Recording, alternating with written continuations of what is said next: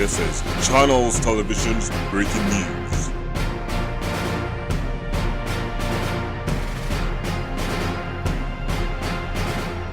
और जनपद के छिबरामऊ में सपा के वरिष्ठ नेता ब्रजपाल शाक्य के आवास पर पहुंचे पूर्व कैबिनेट मंत्री स्वामी प्रसाद मौर्य, जहां पर उनको फूल मालाओं से स्वागत किया। वहीं आपको बता दें, मैनपुरी से लखनऊ जाते समय पूर्व कैबिनेट मंत्री स्वामी प्रसाद मौर्य, जो कि बौद्ध कथा सबसुख नगला में चल रही थी, वहां पर पहुंचे। उसके बाद छिबरामऊ में ब्रजपाल शाक्य के आवास पर पहुंचे, जहां पर उनका फूल मालाओं से जोरदार से स्वागत किया। वहीं बहबलपुर में दिनेश शाक्य के भी आवास पर पहुंचे, जहां पर योगेंद्र यादव सहित कई सपा के वरिष्ठ नेता और कार्यकर्ता मौजूद रहे। वहीं इस दौरान उन्होंने पत्रकारों से प्रेस वार्ता के दौरान कहा कि सरकार ने जो किसानों के आलू मूल्य का वादा किया था, उस पर सरकार अभी तक खरी नहीं उतरी है, जिसको लेकर किसान परेशान है। किसान आलू की समस्या को लेकर जो किसान ने न्यूनतम लागत लगाई है, उसको भी वसूल पैसा नहीं हो पा रहा है, जिसको लेकर उन्होंने मांग की है कि सरकार किस तरह कार्यक्रम लगा हुआ था, किसानों की समस्याओं को दूर करे। आइए सुनिए उन्होंने क्या आज तो कुछ कहा। जनपद मैनपुरी में बहुत ही वरिष्ठ नेता, कर्मठ समाज सेवी और निरंतर गरीबों की लड़ाई लड़ने वाले श्री बालक दास जी के श्रद्धांजलि सभा में उपस्थित होने के लिए वहाँ पहुँचा था और चूँकि वो राजनीतिक सामाजिक रूप से निरंतर सक्रिय रहते थे, अभी अंतिम हमारी उनकी मुलाकात मैनपुरी लोकसभा के उपचुनाव में हुई थी, जिनके अस्वस्थ होने की सूचना पाकर के मैं उनके आवास पर मिलने भी गया था। यद्यपि पूर्ण रूप से स्वस्थ तो नहीं थे, लेकिन फिर भी उन्होंने अपने सभी साथियों को निर्देश दिया कि मोरा जी के सम्मान में एक समाजवादी पार्टी को जाना चाहिए। और अभी हाल में उनकी मृत्यु हुई, जिनकी श्रद्धांजलि सभा आज आयोजित की गई थी, और उसी में उपस्थित होकर के मैं अब लखनऊ के वापस हो रहा हूँ।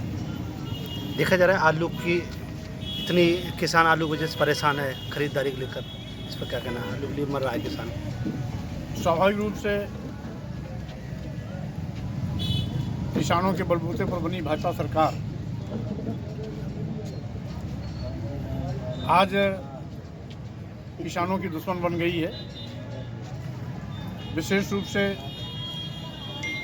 उत्तर प्रदेश में बड़े पैमाने पर आलू उत्पादक किसान हैं, लेकिन सरकार अपने वादा के मुताबिक उनको दोगुना लाभ दिलाने के बजाय उनके लागत का भी खर्च नहीं दिला पा रही है। न्यूनतम समर्थन मूल्य भी कुछ जिलों में घोषित हुआ, कुछ जिलों में घोषित नहीं हुआ है। संभवतः कन्नौज जनपद भी सरकार की उदासीनता और उपेक्षा का शिकार हुआ है, जिसके नाते अभी कन्नौज में न्यूनतम समर्थन मूल्य भी घोषित नहीं हो पाया है। स्वाभाविक रूप से जानबूझ करके आज किसानों को जहां एक और महंगाई की मार झेलनी पड़ रही है, वहीं सरकार की गलत नीतियों के चलते 100-200 की झुंड में छुट्टा जानवर आकर के किसानों की फसल चौपट कर जा रहे हैं। तीसरी ओर किसानों को लाभकारी मूल्य दिलाना तो दूर, उनका उचित लागत भी नहीं मिल पा रहा है। किसान परेशान है,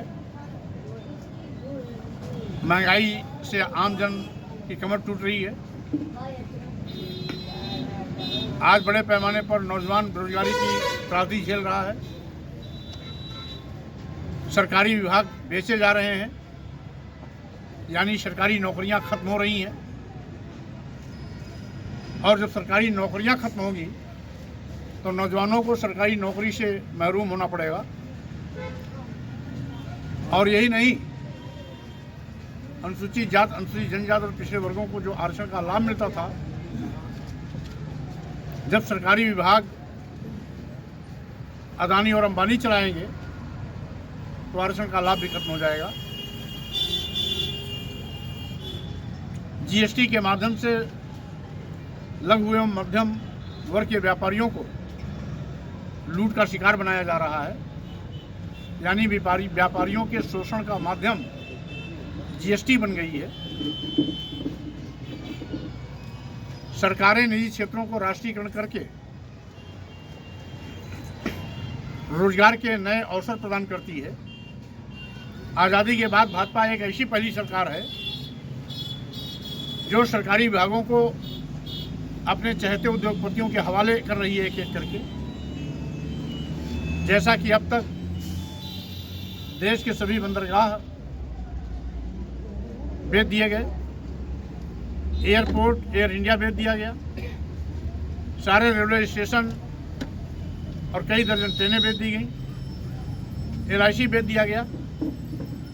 बैंक अलग इन पूंजीपतियों पर मेहरबान है। माननीय प्रधानमंत्री जी की कृपा लगातार उन पर बरस रही है, इसीलिए अरबों खरबों का वारा न्यारा हो रहा है। लेकिन ऐसा घोटाला करने वाले सीना तान करके चल रहे हैं। मात्र इसलिए की सरकार की उन पर शब्द छाया है।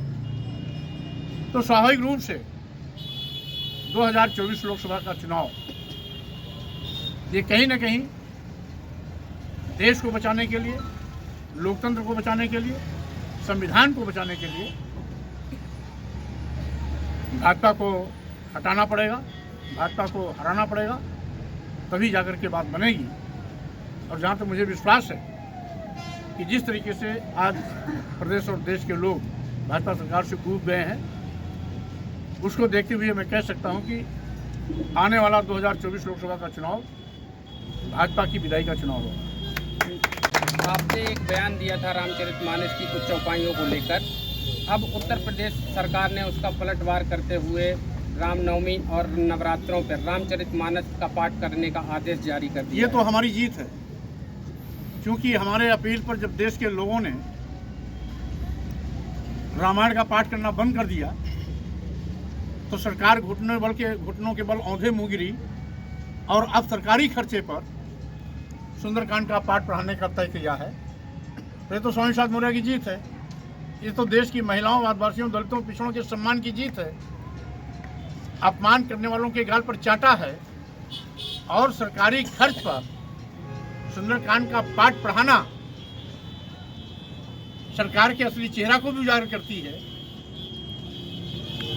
हमारा संविधान पंथ निरपेक्ष भारत की कल्पना करता है, यानी सभी धर्मों का सम्मान। अगर माननीय मुख्यमंत्री जी को धर्म के प्रति मेहरबानी दिखानी ही है तो केवल सुंदरकांड पर क्यों,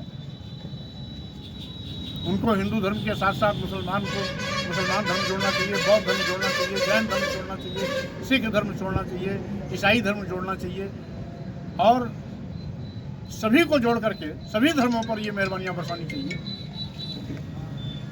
एक धर्म के लोगों ने,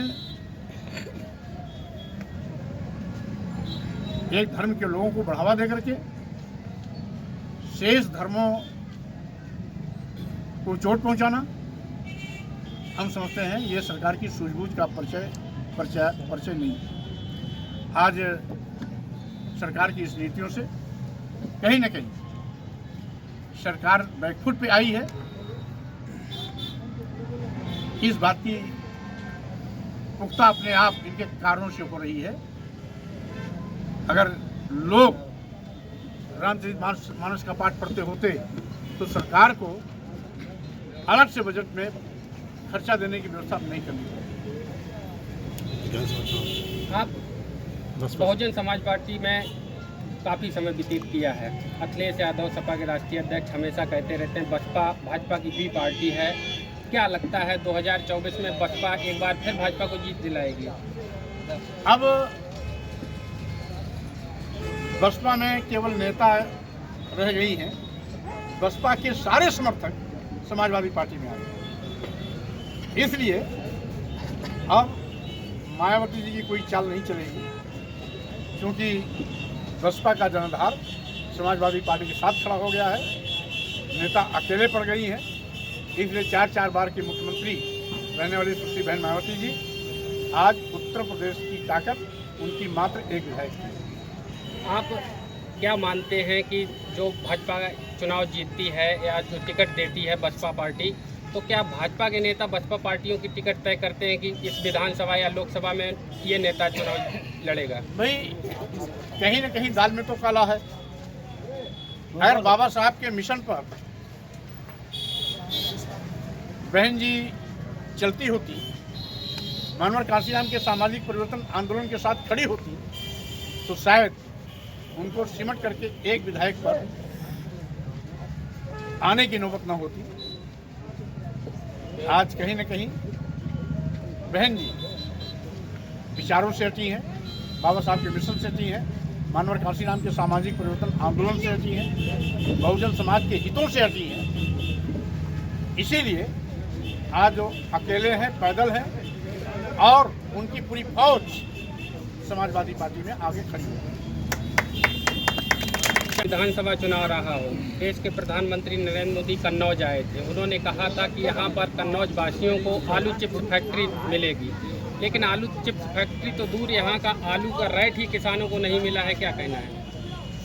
ये तो मैं पहले से कह रहा हूँ, भारतीय जनता पार्टी के नेता लंबी अच्छी भाषण देना जानते हैं, काम करना नहीं जानते। जैसे कन्नौज और फर्रुखाबाद दो मुख्य आलू उत्पादक क्षेत्र, मुख्य फसल यहाँ का आलू है। आलू यहाँ के लोगों की जीविका का मुख्य आधार भी है, आमदनी का भी मुख्य आधार है। तो स्वाभाविक रूप से